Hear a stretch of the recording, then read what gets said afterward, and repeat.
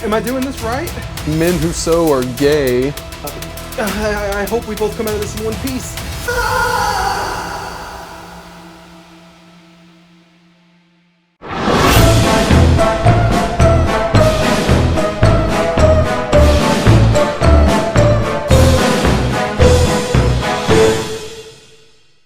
Hello. I know it's been a minute since my last upload. Okay, it's been months. My bad. Things happened and my life got turned upside down, but now I'm back. Today's video is special though, and not just because it's about witch dolls, but it's also the first in a 3-part series I'm working on. So sub for that. We're gonna be making a Ouija board next time. So come on, just sub. Now you may be asking yourself, I wonder why is he making this doll in the first place? Well, keep on guessing, baby, because you're not gonna know until the 3rd episode. I promise there's a plan here, and boy, is it spooky. Spooky is kind of putting it lightly. This might be a bad idea. As it turns out, doll making can be a very uncomfortable process, and not just because of the outdated stigma that men who sew are gay. Well, just, it felt like this. I had to go through this, and that means you do too. It's overflowing! Oh God, my creativity is stretching to the limits! Oh no, I ripped it! God, I hope we can stitch this up later. So what are witch dolls? Well, I don't know. A doll made by a witch, I guess? I just used that term because I didn't want to give away any details as to what type of doll it is that I'm working on. I didn't want to ruin the series! God, get off my back! Listen, all I'll say is this. By the end of this series, we might, or more accurately, I probably will, very deeply regret making this thing.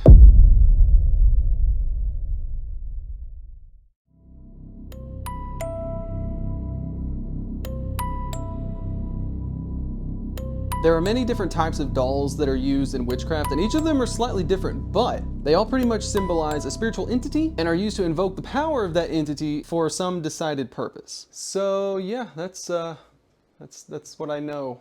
Congratulations! You now know next to nothing about dolls and witchcraft, because that's all I know. Unless you're already an expert. In that case, okay, so I've educated you and brought you up to speed on what's going on, but before we can get started working on the doll, there are a few things we need to grab first. They're very important, such as fabric and like thread and needles.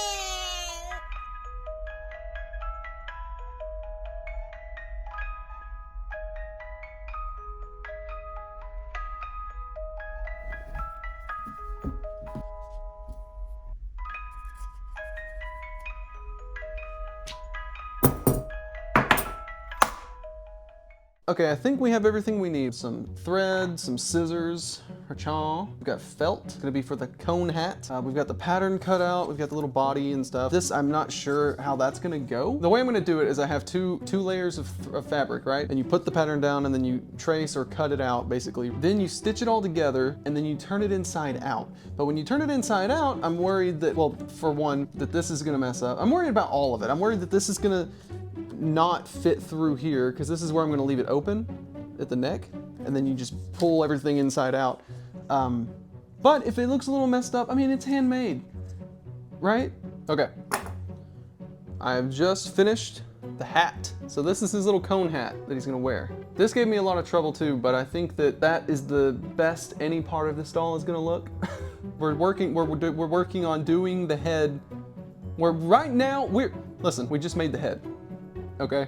I didn't mean to rush the head, but we got the head, and I think it's a nice little head. Stop. We're mature. We are mature. So the fabric did, when I turned it inside out, the fabric did tear here and here at the sides of where the neck would go, but it's stuffed, and I think it's fine. It kind of reminds me of Invader Zim, but that's not a bad thing.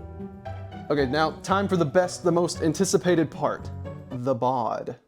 And for any of you who are maybe wondering like how I'm doing the sewing, because I'm not a sewer. I don't know what the male version of a seamstress is, but that's not me, okay? I'm not that. This is so yeah, this is all two pieces of fabric, right? flat. I pinned them with these thingies because I don't want it to move. I cut it out of the main sheet over there. Also, look at him.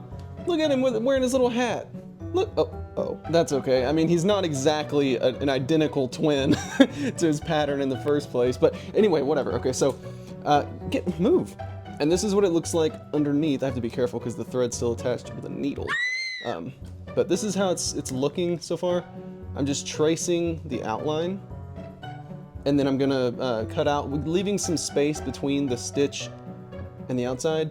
And that's just to make it easier for whenever you turn it inside out and stuff. But yeah, I've got the legs and the arms and stuff too. So I decided to leave the legs and the arms separate from the body so that it'll be a lot easier to turn inside out. So at the parts where the limbs connect, and even the head, where the head connects up here on the neck, I'm not stitching across that because I'm gonna, and I also drew some lines here to show that I need to leave some cloth sticking out that way because I need to stuff that inside of the body so that when I stitch to connect them, it works out. So you'll see. Hopefully it turns out okay.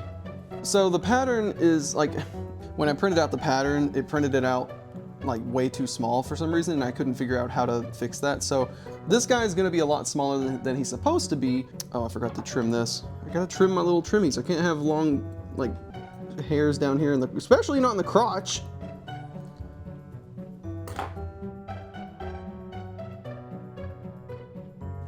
Don't want to give him a camel toe.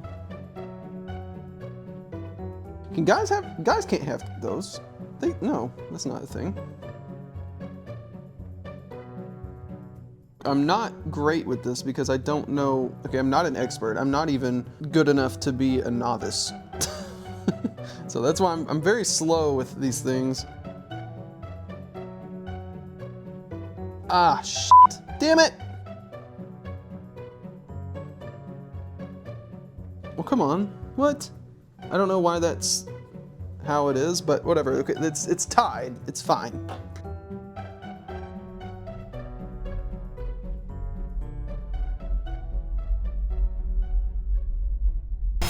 This feels weird. Am I doing this right? I knew we overstuffed it. Ah, God, it's overflowing.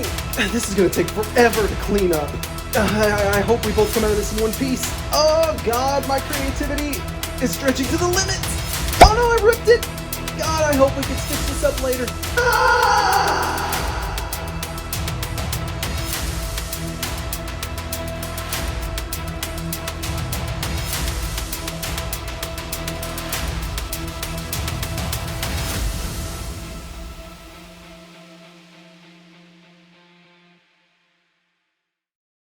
Well, that was stressful, but also kind of satisfying. Well, and not the skit, the sewing process, the making of this little critter here, this little gentleman, that's satisfying.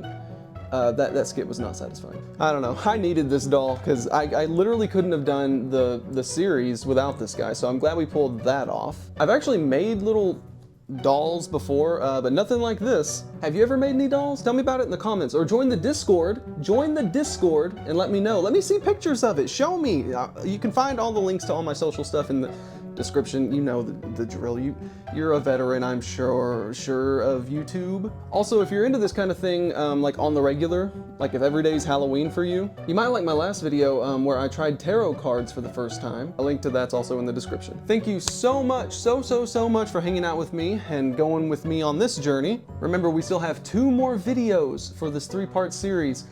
You're gonna want to stick around to see what we do with this guy because it's gonna be cursed. But for now, that's the end of this video, and I will see you in the next one. Next time, we're gonna be making a Ouija board. Find out why that is and what that has to do with this guy next time. Bye for now. Okay, but if he moves though, I'm literally gonna leave this dimension.